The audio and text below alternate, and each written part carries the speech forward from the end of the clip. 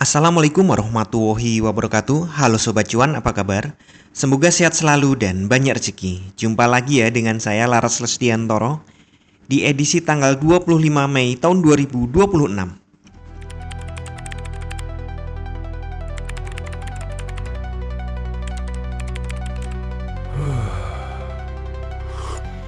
Ya, hari Jumat lalu nih, market kembali terkoreksi. Dia kembali ke area ini ya, zona demand ya.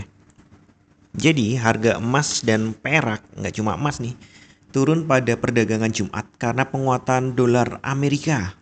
Ini ya, terjadi penguatan lagi Amerika, tapi pagi ini gap down, makanya emas juga naik.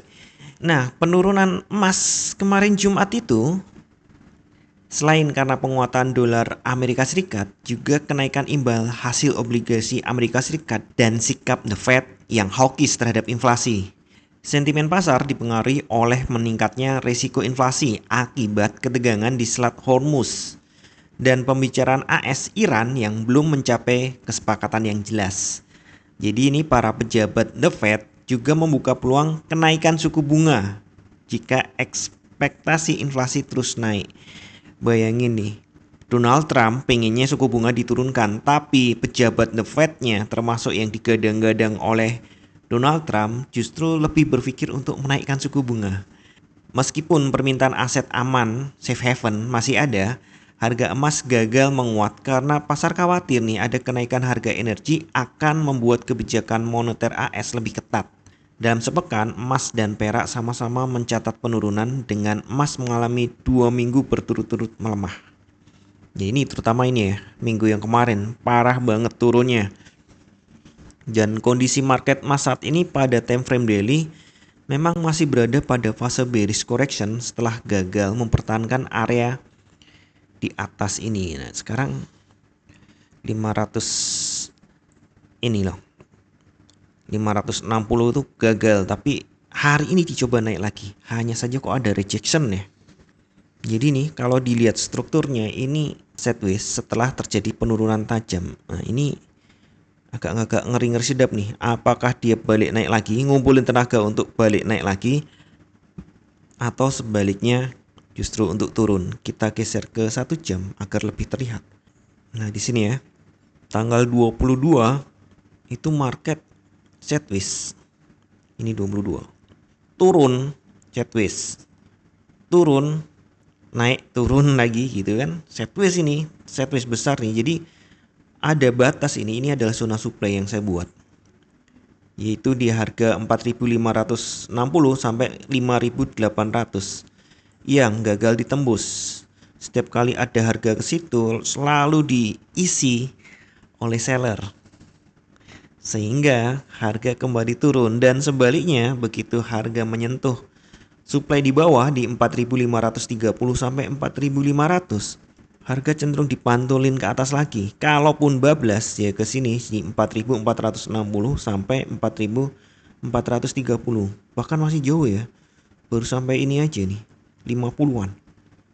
Dengan kondisi ini nih, perkiraan saya jika ternyata harga nih gagal bertahan di sini nih, turun di bawah 4.530 atau 4.550 lah, intinya di bawah area itu.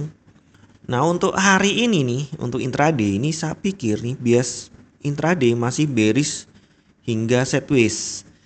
Ya sideways tapi cenderungannya bearish gitu aja ya gampangnya ya. Selama kalau harga masih bertahan di bawah ini, zona supply ini, atau lebih rendah lagi ke bawah 4.550. Nah jika dia gagal ini nih, nembus ini, kan biasa tuh ya naik kemudian ditekan, di reject. Nah kemungkinan dia mantul sini, ini sementara anggap aja reject karena sepertinya ada reject ya. Ini dilihat nih, ada anten-anten ada perseido yang cukup tinggi, dan ini artinya ada tekanan jual yang besar. Nah jika dia gagal mempertahankan area ini 4.560 ke atas, maka peluangnya dia akan turun ke bawah sini, atau bahkan lebih dalam lagi ke sini ke 500. Dan jika 500 gagal dipertahankan, maka dia akan lanjut lagi sampai 460, bahkan mungkin 430. Itu skenario ketika dia gagal mempertahankan ini, zona supply ini. Sebaliknya jika dia berhasil menembus, maka target berikutnya nih setelah 580 tembus, target berikutnya tentu 600 sampai zona ini di 650. Nah, sekali lagi nih saya bacakan untuk area supply-nya. Area supply pertama ada di 4560 sampai 4580 yang saat ini sedang diuji. Saya lebarin lagi. Nah, saat ini sedang diuji. Kalau dia tembus, dia bisa ke 600 bahkan sampai ke 650 sampai 700. Ini kalau ada berita penting ya, mau buat harga naik ya. Untuk level yang lebih tinggi lagi sementara lupakan dulu. Sedangkan untuk turun, dia akan menguji zona supply ini 4530 sampai 4500. Kalau angka 500 ini tembus, maka zona supply berikutnya ada di 4460 sampai 4430. Bisa tembus lagi? Ya, mungkin saja ke 4380 sampai 4300. Kalau tembus lagi, maka supply berikutnya adalah sangat dalam, di bawah banget, di angka yang tertulis yang di sini. Karena ini sebenarnya di bawah, saya geser ke atas melihat ada supply di sini. Jadi ini belum saya benerin ya, sebentar. Nah, kalau tembus baru dia ke 4200 sampai 4100. Tapi ya sepertinya masih lama ya. Karena akhir-akhir ini memang pergerakannya nih saya buat daily. Secara daily pergerakan tuh range-nya agak sempit. Sorry, mudah-mudahan Anda tidak pusing dengan ini gerakan-gerakan cepat ini. Jadi sekali ini market emas saat ini masih berada dalam tekanan bearish. Ini ya, kalau jangka panjangnya ini ya, masih ada di channel line bearish ini. Selama belum mampu kembali ke atas 4550, peluang penurunannya ini sementara di atasnya ya. Kalau dia gagal, peluang penurunan lanjutan masih lebih dominan karena ada area di bawahnya 4450 yang menjadi support penting untuk menentukan apakah market akan lanjut bearish atau membentuk rebound menengah. Jadi ini sementara rebound hijau ya, hanya saja sepertinya dia gagal mempertahankan untuk berada di area supply, gagal tembus, turun, jadi ada peluang untuk lanjut turun lagi. Sementara saya pikir market dua arahnya bisa digunakan untuk buy maupun sell, walaupun sepertinya kecenderungannya memang bearish atau turun. Jadi silahkan cari di time frame kecil, ini satu hari ya. Kalau intraday kan biasanya pakai 1 jam nih, kelihatan gagal ini.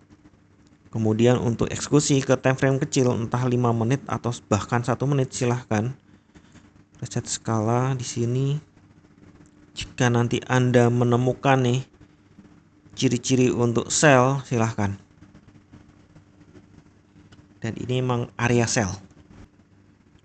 Dan sementara ini range emang nggak gede, biasanya kan di atas 100, kemarin bahkan nggak nyampe 60.